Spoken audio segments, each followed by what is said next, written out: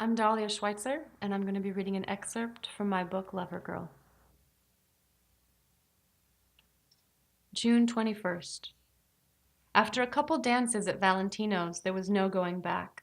Something inside me had changed. I could feel it when I walked, when I went on dates, when I needed to be charming on command, when I needed to act sexy, or when I needed to be cute.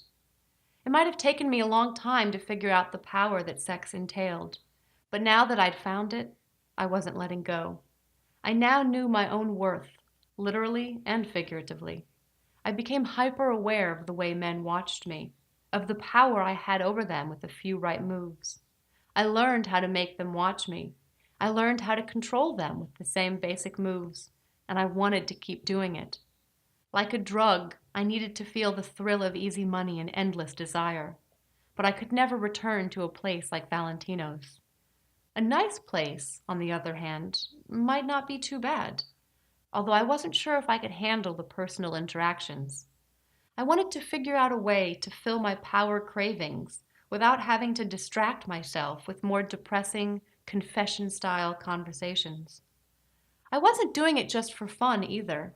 I didn't like being poor. I wanted the independence and security that sex work gave me, the feeling of success that was proportional to the number of zeros in your bank account.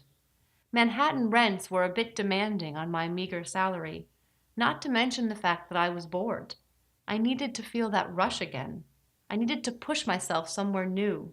I needed to figure out how much I could handle, how far I could go. Online porn seemed like a good second step. Lucrative, antisocial, and something I hadn't tried yet.